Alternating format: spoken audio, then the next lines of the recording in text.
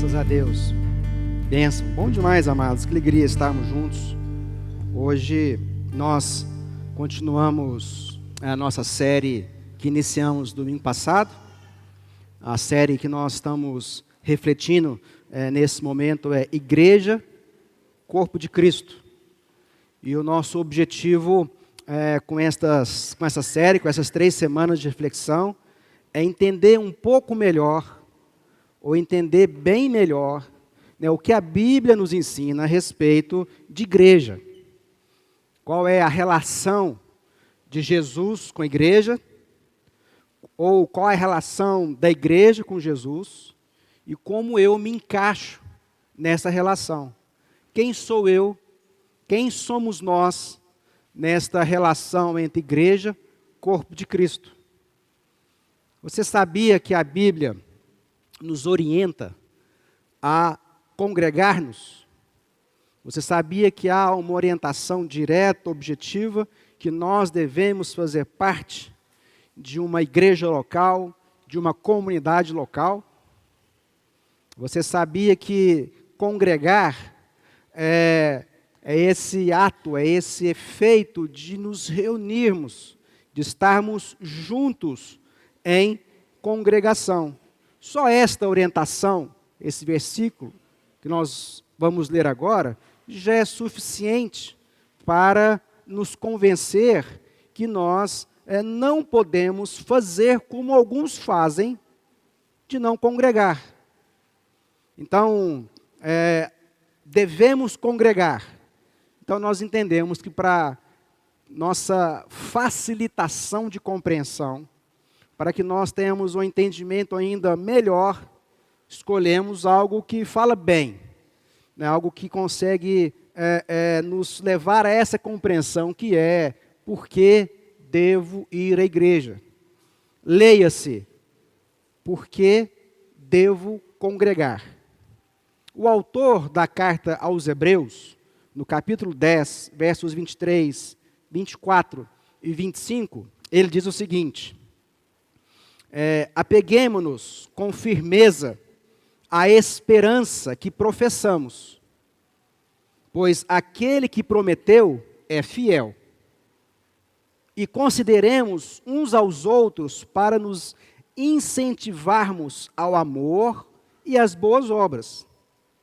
Não deixemos de reunir-nos como igreja, segundo o costume de alguns, mas procuremos encorajar-nos uns aos outros, ainda mais quando vocês veem que se aproxima o dia.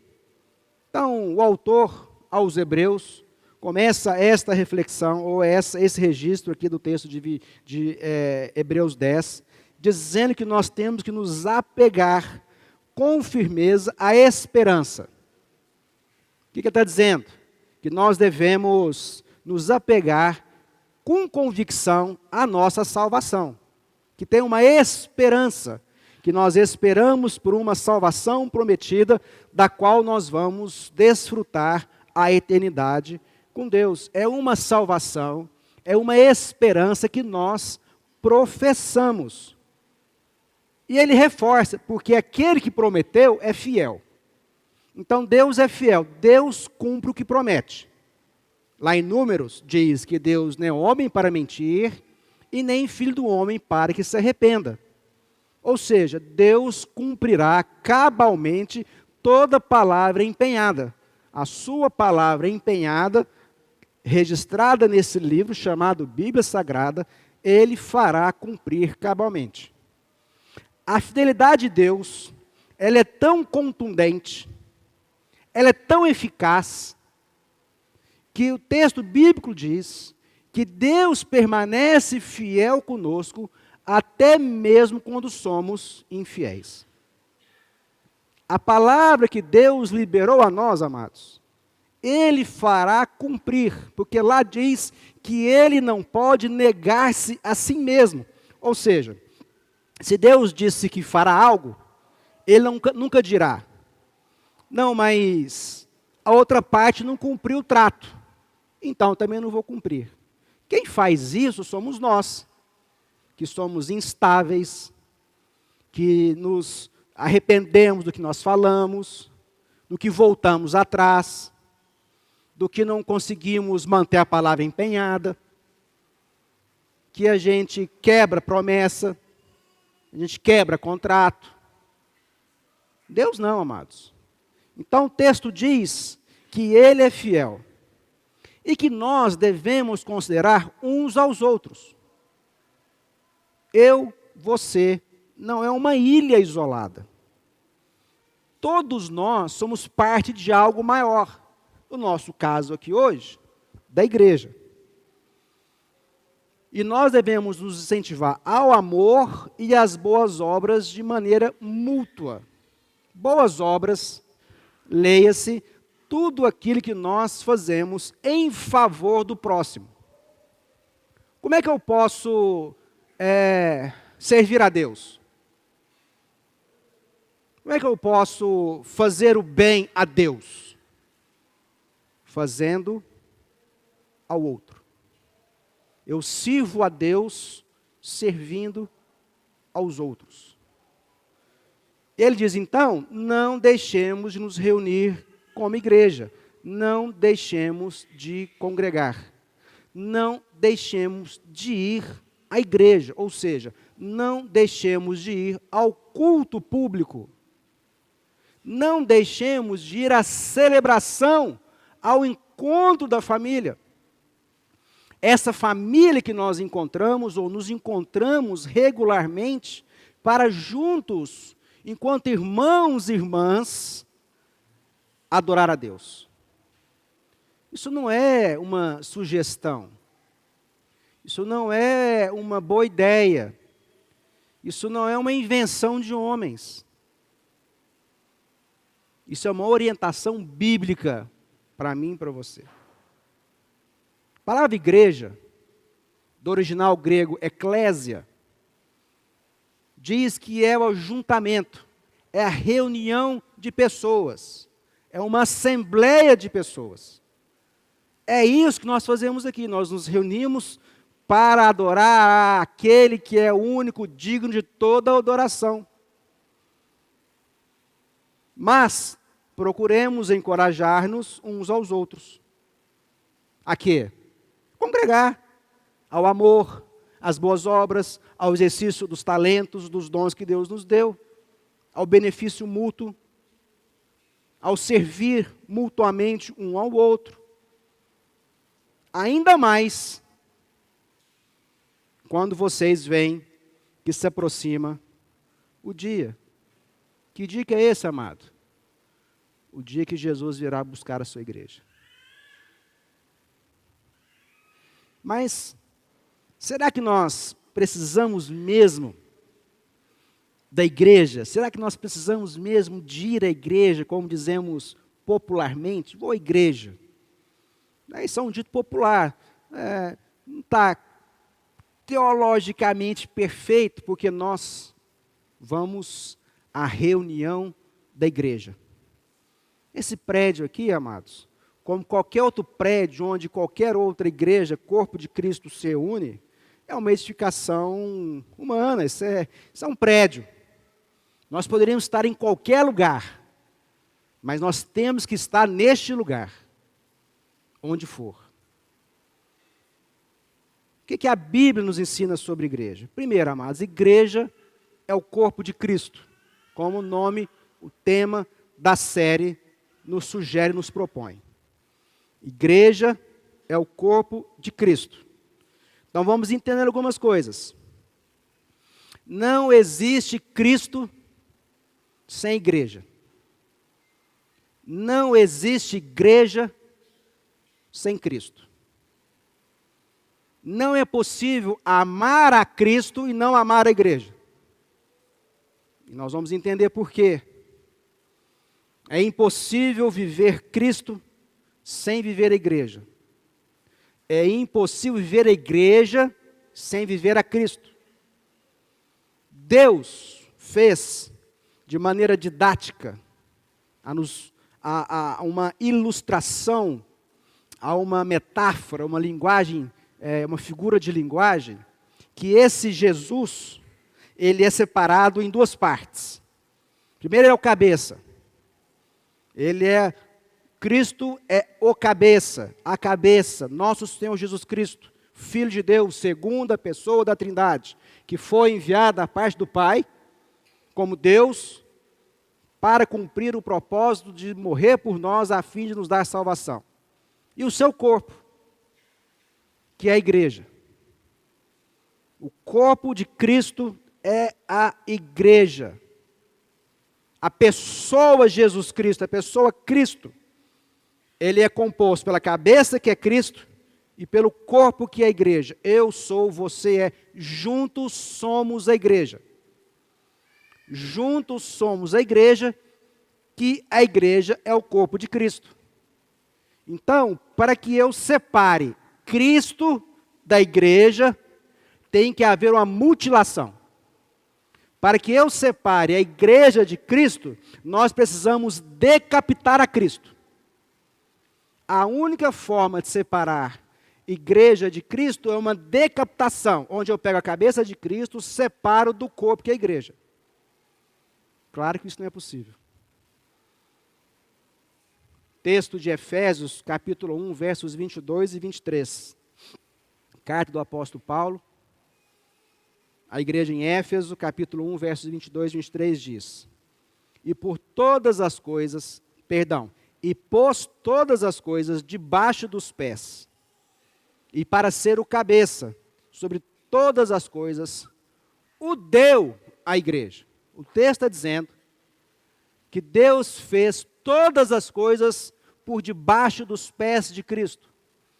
Todas as coisas são estrado dos pés de Cristo. E o pôs por cabeça, por direção. Ele o pôs por aquele que é a direção, a orientação das nossas vidas. E Deus deu Cristo à igreja. E a igreja e Cristo é uma coisa só. O qual é o seu corpo. A igreja é o corpo de Cristo, a plenitude daquele que tudo enche em todas as coisas. Colossenses capítulo 1, verso 18, reforçando o que nós estamos lendo, diz: e ele é a cabeça do corpo, da igreja. Ele é o princípio, ele é o primogênito dentre os mortos, para que em tudo tenha preeminência, para que em tudo seja superior. Então, Cristo é aquele que diz em Mateus 16, ele fala assim: eu edificarei a minha igreja, e as portas do inferno não prevalecerão contra ela. Ele estabelece a sua igreja. Ele é a sua igreja, ele é o cabeça, ele é a direção, ele é o chefe dessa igreja. Não tem outro chefe, não tem outra entidade, não tem outra pessoa, não existe ninguém no céu, na terra ou debaixo dela que pode ser o cabeça dessa igreja. O chefe maior, preeminente, superior é Cristo. E nós somos a sua igreja, corpo de Cristo. Ainda em Efésios, capítulo 4, agora, versos 15 e 16 diz: antes, seguindo a verdade em amor, cresçamos em tudo naquele que é o cabeça, Cristo, do qual todo o corpo, nós, eu, você juntos, igreja, todo o corpo, bem ajustado, ligado pelo auxílio de todas as juntas, todas as articulações, ou seja, cada um de nós compomos um pedacinho desse corpo. E nós estamos ligados uns aos outros, enquanto membros, pelas nossas articulações. Então, ele é o cabeça, e nós somos o corpo bem ajustado, ligado pelo auxílio das juntas ou articulações, segundo a justa operação de cada parte. Eu, você, cada um de nós, temos uma justa operação, uma função, um objetivo de vida, uma atribuição nesse corpo. Não importa, amado, se eu sou dedo, se eu sou pé, se eu sou canela, se eu sou joelho, se eu sou ouvido, olho, braço, mão. eu, você, cada um de nós temos uma função no corpo que é a igreja, cujo cabeça é Cristo.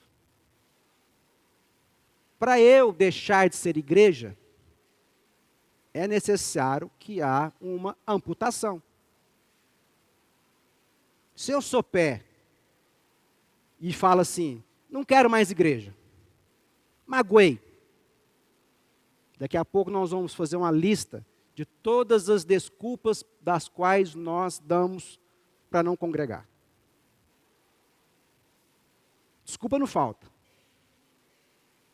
Daquelas pode parecer das mais espirituais, pseudo-espiritual, aquelas mais estapafúrdias. Mas o fato é que nós, que somos membros desse corpo, que é a igreja, do qual fazemos parte de um corpo que tem uma cabeça que é Cristo, o chefe, o superior. Para que eu abra mão de fazer parte dela, é necessário que haja uma amputação. Esse é um fundamento que a Bíblia nos ensina. E nós fazemos isso para aumento do corpo, para o crescimento da igreja, para a sua edificação em amor, para o aumento, para a edificação, qualitativo ou quantitativo. E nós fazemos isso para a construção, para a edificação do corpo. Isso nos mostra, amados, que não há separação. Então, se nós pudéssemos fazer aqui um exercício de ilustração, e você pudesse lembrar de algum daqueles, sei lá quantos filmes você já assistiu sobre a vida de Jesus, e pudesse imaginar Jesus como agora um corpo inteiro, é você imaginar que enquanto figura igreja mística, igreja espiritual, aquela figura humana, ele é Cristo, a cabeça, e o seu corpo, em cada pedaço dele, sou eu, você e todos aqueles que professam a Jesus Cristo como Senhor e Salvador de suas vidas. É impossível nos entregar a Cristo sem nos entregar à igreja. É impossível amar a Cristo sem amar a igreja. Isto é antibíblico. Amar a Cristo e não amar a igreja é antibíblico e é no mínimo incoerente. Como eu posso dizer que eu reconheço que eu amo a Deus se eu não amo o irmão que eu vejo? Se eu não amo o irmão que eu vejo? A igreja é a mesma coisa. Como eu posso dizer que eu amo Cristo, que Ele morreu por mim, que Ele foi naquela cruz, torturado, ensanguentado, morreu e morreu com morte de cruz, que eu amo a Cristo, e não amo a igreja, o corpo, um ao outro, os membros, as partes ligadas a mim. Você está ligado ao seu irmão, à sua irmã, pela justa operação das juntas e articulações espirituais. Essa igreja espiritual, ou essa igreja mística, invisível, é composta por todos aqueles que confessam e professam o nome de Jesus Cristo. Nós podemos estar aqui ou em qualquer lugar do universo.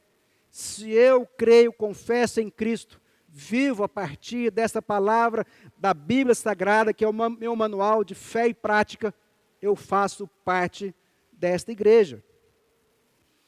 A Bíblia diz que Jesus é o noivo e que nós somos a noiva de Cristo.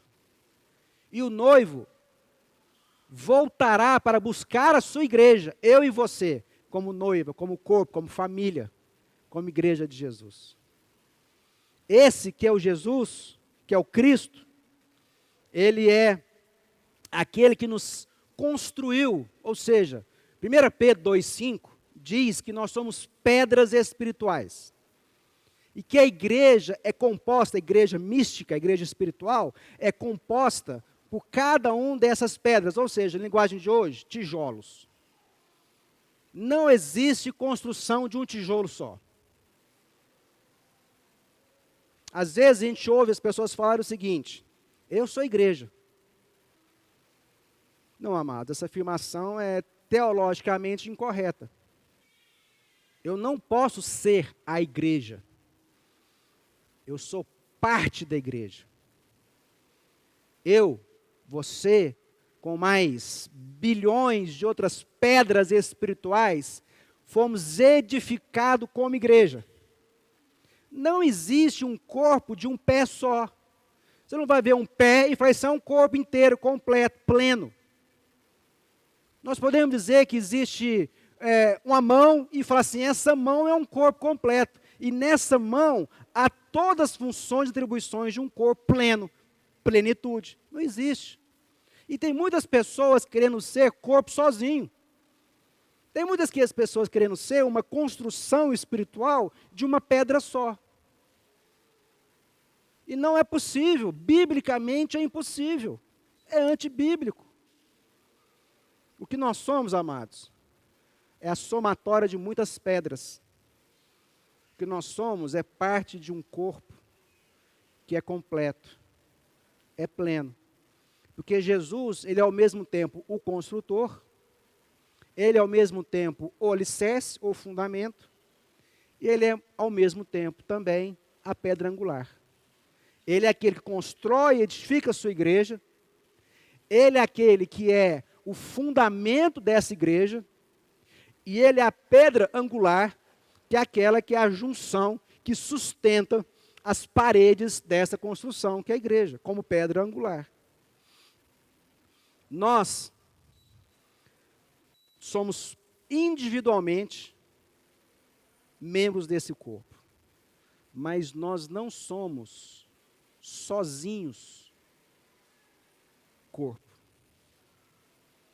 Mas a pergunta é, se essa é a igreja espiritual, e se eu sou parte dessa igreja espiritual, como essa pedra espiritual, como parte do corpo, será que mesmo assim eu preciso fazer parte de uma igreja local? A resposta é um sonoro sim, porque essa é uma orientação bíblica. E vamos entender por quê. Essa somatória de pedras, esse corpo que se forma a partir dos membros, ele se dá através de um relacionamento. Ele se dá através de uma comunhão. Ele se dá através de uma comunidade. É interessante, porque em Provérbios, capítulo 18, no verso 1, fala a respeito sobre um tipo de pessoa que não quer a comunidade. Diz assim, quem se isola busca interesses egoístas e se rebela contra a sensatez. Então, há muitos de nós que podemos oferecer ou listar longas listas de desculpas justificativas porque nós nos isolamos, porque eu não quero congregar, porque eu não quero ir à igreja. Mas o texto bíblico diz que isso é uma insensatez, que isso é uma imprudência. O texto bíblico diz que isso quer dizer que nós buscamos o nosso próprio interesse. Romanos 12:5 fala assim, assim nós, que somos muitos, somos um só corpo em Cristo, mas individualmente somos membros uns dos outros. Uma vez, amados, que nós passamos a fazer parte da família de Deus, é preciso andar em comunhão. É entender que eu sou parte de algo muito maior do que apenas eu. que eu não sou só, que eu não sou uma ilha, que eu não sou egoísta, que eu não sou egocêntrico, mas que nós fazemos parte de uma comunhão. E essa comunhão é o ambiente, é o lugar que nós devemos estar. Salmo 133 fala o seguinte: ó, quão bom e agradável viver reunidos os irmãos. E o texto continua dizendo que é nesse lugar que Deus ordena bênção e vida para sempre. É no ambiente da comunidade onde Deus opera a celebração, a vida, a alegria, a família. Reconhecer um ao outro é reconhecer que Cristo é a igreja e que a igreja é Cristo e que não é possível mutilar, não é possível decapitar, muito menos amputar. Não existe igreja de um só. Não existe pai meu. Não existe pai seu. Existe pai nosso. Não existe pão meu. Existe pão nosso. E essa oração modelo, conhecida como oração do Pai Nosso, nos ajuda a ilustrar muito bem o que é viver em comunidade. A igreja local que nós falamos, amados, são as pessoas. Porque a igreja espiritual, a igreja mística, essa igreja eterna, essa igreja invisível, como ela se apresentará visível nos tempos? Através da igreja local. Assim como o texto bíblico diz que Jesus, ele era a pessoa visível do Deus invisível, a igreja local é a igreja visível da igreja invisível espiritual. E quando a gente entende que a consequência da igreja invisível, ela se dá através da igreja visível, eu e você, nós aqui. Nós somos a expressão mais visível de Cristo. Como nós podemos, então, servir a Deus? Servindo aos outros. Servindo em comunidade. Daqui a pouco nós vamos falar sobre os benefícios, se é que nós podemos dizer assim, da igreja local. Esta igreja visível, ela se dá, então, que é a comunhão entre as pessoas. Esta comunhão entre nós, esta comunhão entre os membros, as pedras espirituais, essa comunhão se traduz visivelmente na comunidade. E é a comunidade que é chamada de igreja local. Então, nós somos a igreja visível que revelamos a Deus visivelmente na comunidade. E essa comunidade chamamos de igreja local. As cartas que Paulo escreveu, o apóstolo Paulo escreve cartas para quem? A igreja local. Escreveu também suas cartas pastorais para Timóteo, para Tito, para Filemon, mas também escreveu cartas à igreja local. Ele escreveu a carta à igreja de Éfeso, de Corinto, de Filipos, de Colossos, de Tessalônica. São todas, ou eram todas igrejas locais como nós. E esse movimento de não congregar mais, de não fazer parte de uma igreja local, não tem nada de novo, não. Isso já estava lá na época da Bíblia, lá quando a Bíblia foi escrita, como lemos agora em Hebreus. Então tem movimentos que vão e que vêm. Começamos a perceber que nada mais é uma leitura equivocada, como se nós pudéssemos ser igreja sozinhos. Não tem jeito. Não é possível, não tem plenitude. Não tem exercício de dons na comunidade. Não existe vida em Cristo sem se reunir como igreja. Repetindo o que eu disse mais cedo, não há Cristo sem igreja e não há igreja sem Cristo. Ou nós estamos com Cristo e a igreja, ou nós estamos fora de Cristo e fora da igreja. Não tem como ficar com Cristo e fora da igreja. Desculpas para não congregar, ou seja, vamos usar o nosso termo que usamos no popular, desculpas para não ir à igreja. Nós fizéssemos uma enquete aqui, a gente poderia aumentar bastante a nossa lista aqui. Desculpas pseudo-espirituais. Eu já sou salvo. Eu não preciso de igreja. Eu adoro Deus sozinho na minha casa. Eu já tenho Jesus no meu coração. Por que eu tenho que ir naquele lugar? Isso pode parecer muito espiritual. Eu posso adorar a Deus na minha casa? Devo. Eu tenho Jesus no meu coração? Claro, você também tem. Isso não exclui, não é excludente para congregarmos. As pessoas estão querendo servir a Deus fora da igreja. As pessoas querem servir a Cristo fora da igreja, como se isso fosse possível. Não é possível, porque Cristo e a igreja é a mesma pessoa, a igreja e Cristo é a mesma pessoa. Outros dizem, a igreja é uma instituição humana, cheia de defeitos, cheia de falhas. É isso aí. Nós não podemos desconsiderar o efeito humano, o efeito gente, pessoas. Aí as pessoas falam assim, não, eu quero achar uma igreja perfeita. Uma igreja desse jeito, perfeita.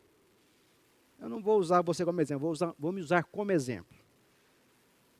Vamos supor que não é possível, vamos supor que eu encontre uma igreja perfeita. Não é possível. Mas vamos supor que eu encontre. Entrei para a igreja e foi perfeita. Porque eu sou imperfeito. É o mesmo de abrir mão da família. As pessoas abrem mão da família porque há imperfeições na família. As pessoas abrem mão dos filhos, as pessoas abrem mão dos pais, as pessoas abrem mão do casamento, porque acham que o casamento é imperfeito. Onde tiver gente é imperfeito. Onde tiver gente tem problema. Onde tiver gente há situações complexas. Por isso nós deveríamos andar com uma placa bem grande pendurada no pescoço, dizendo o seguinte, em obras, desculpe o transtorno. Porque o que nós mais fazemos é transtornar as pessoas nas nossas instabilidades, nas nossas falhas, nas nossas dificuldades, nos nossos defeitos, nas nossas imperfeições. Quem tem família perfeita? Quem tem casamento perfeito? Quem tem filhos perfeitos? Quem tem pai perfeito? Isso não existe. Isso não existe só no céu, na eternidade. Por que então nós queremos exigir uma igreja perfeita? Como podemos exigir que as pessoas na igreja não falharão com você e que você não falhará com elas, porque você e eu somos falhos? Não dá mais para a gente ficar justificando o que é injustificável. Me decepcionei com a igreja. Eu passei, não me cumprimentaram. Eu fui um tempo, deixei de ir na igreja, não me ligaram. Tempo atrás tinha uma irmã da igreja aqui que estava sem vir aos cultos há um tempo, liguei para ela. Foi, irmã, sumida. O que foi? Precisando de alguma coisa? Está acontecendo algo? Posso te ajudar? Não, eu deixei de ir na igreja para ver se ia me notar, se ia me ligar. É sério, né? Não é causo, não. Carência, a gente é carente. A gente é atrapalhado. a gente é confuso, a gente é instável. Então, amados, o melhor lugar para ser confuso, o melhor para ser instável, o melhor lugar para dar trabalho é na igreja local, porque aqui eu tenho ajuda, aqui eu sou ajudado, aqui é o lugar de se alegrar com os que se alegram, chorar com os que choram. Aqui é o lugar de prantear na doença, prantear na crise, e se alegrar e celebrar nas vitórias. Esse é o ambiente. Não tem outro lugar. Deixa eu contar uma coisa para você, do fundo do meu coração. A sua família, a minha família, ela não é suficiente. Nós precisamos de estender essa família. Tem um trecho bíblico que fala assim, onde tiver 2 ou 3 reunidos em meu nome, ali eu estou. Tem algumas avaliações, alguns comentários bíblicos, rabínicos, que dizem que o texto está dizendo a 2 ou 3 famílias. Às vezes você acha que você sozinho na sua casa pode ser para sempre uma igreja. Não, amados, eu na minha casa, com a minha família, eu sou uma célula dessa família, mas eu preciso dessa família, eu preciso de vocês. Precisamos uns dos outros. Aí tem aquelas outras desculpas aqui que dá até vontade de sentar e chorar. Mas a gente ouve com muita frequência. Ah, eu vou à igreja hoje não, está muito frio. Não, hoje está muito calor, não tem condição. Oi, irmão, choveu. E aí, choveu, e aí, choveu. Que daí? Que tem teto. Está muito seco. O ar está muito seco. Estou muito ocupado. Trabalho demais. Meu nome é trabalho. Meu segundo nome é trabalho. Eu sou o João Trabalho da Silva. Trabalho demais. Para trabalhar um pouco então, ué. Falamos recentemente sobre a série Trabalho. Há 3 semanas sobre o que é trabalho à luz da palavra.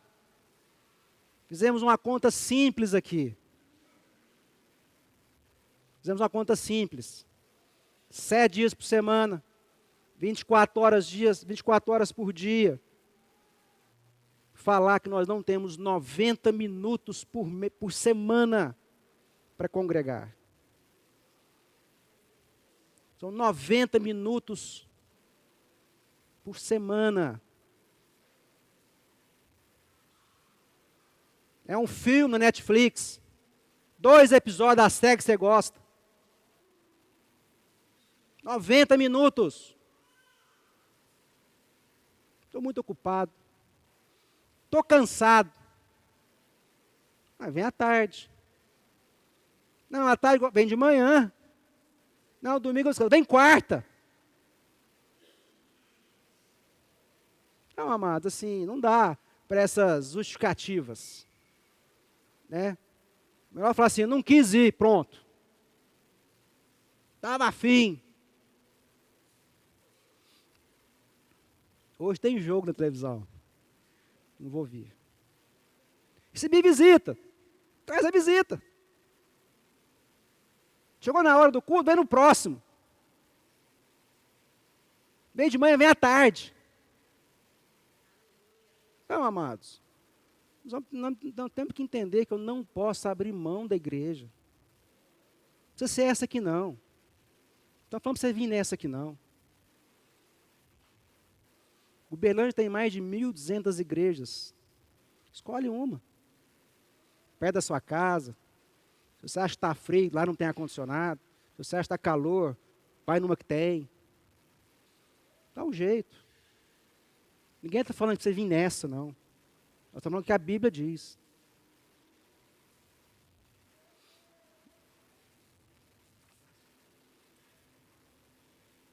A igreja é o lugar. Estatísticas dizem que 91% das pessoas se converteram num culto, numa igreja. 91% das pessoas se convertem. Foi num culto igual a esse. A igreja, ela é fundamental na história da humanidade, na ação divina. É a igreja que Deus usa para realizar o seu projeto, o seu propósito, para pregação, propagação do Evangelho e para salvação. Onde se prega, amados? Não, agora é o seguinte, agora minha igreja é a internet. Vou lá, ouço quem eu quero, a hora que eu quero. Não, mas a internet não tem gente, não tem calor humano, não tem cheiro, não tem contato físico. As pessoas estão trocando o real pelo virtual. Para encerrar, a igreja nós encontramos encorajamento. É o lugar que nós, nas nossas dificuldades, meu desejo de desistir, minha vontade de acabar com o meu casamento, abandonar os meus filhos, é aqui que eu sou encorajado. Porque lá sozinho, isolado, eu sou presa fácil. Eu sou presa fácil. E eu sou presa, o maior daqueles que tenta contra mim. Às vezes muitas pessoas podem falar assim, não, eu sou preso do diabo. Não, eu sou preso de mim mesmo. Eu sozinho, eu sou preso dos meus pensamentos. Eu sozinho sou presa das minhas instabilidades. Eu sozinho só penso o que não presta. Eu sozinho sou realmente presa fácil para mim mesmo. Igreja é lugar do crescimento, é lugar da edificação em amor uns dos outros. É quando vivemos em comunhão, ajudamos uns aos outros a crescerem em maturidade. A igreja é lugar de ajuda, de socorro, de compartilhar desafios, dificuldades e tentações. Todos somos chamados a ajudar uns aos outros. Igreja é lugar da força. Ter comunhão com os outros irmãos, crescendo junto e nos fortalecendo espiritualmente. Igreja é lugar de amor. Amor é a melhor parte de ter comunhão com os irmãos na fé. Às vezes a gente pensa que amor não pode ser medido, porque é muito abstrato.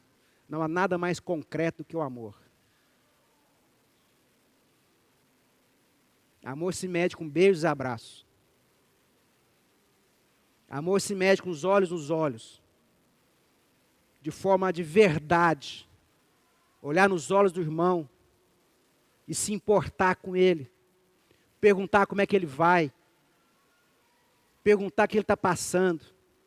Ou olhar nos olhos uns dos outros, profundamente, e contar os seus desafios. Amor pode ser medido nas bocas que alimentamos. Amor pode ser medido nas pessoas que nos importamos. Nada abstrato. O espiritual é concreto. É concreto porque é eterno. E o eterno é concreto, mesmo que invisível. O amor perfeito de Jesus se expressa em nossos relacionamentos. Não se isole. Não busque seus próprios interesses de maneira egoísta. Não mutile Cristo. Não faça uma decapitação sumária de Cristo à igreja. Não se automutile, tirando da sua convivência, seu relacionamento, os seus irmãos em Cristo. Não abandone a igreja. Congregue. Reparta seus dons. Reparta vida. Seja bênção na vida uns dos outros. Vamos orar.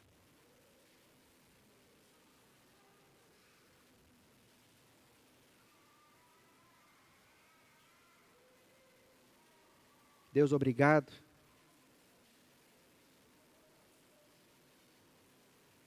Pai, nós queremos apresentar as nossas vidas diante do Senhor. Pai, nós queremos apresentar a igreja, que é o corpo de Cristo. Pai, nós queremos apresentar as nossas famílias. Quantos de nós temos aberto mão de trazermos a nossa família para esse lugar, para esse ambiente, para esse contexto? Quantos de nós temos flexibilizado, deixado com que os nossos familiares, os nossos filhos, de maneira incapaz e imatura, façam suas próprias escolhas? Esse é o lugar.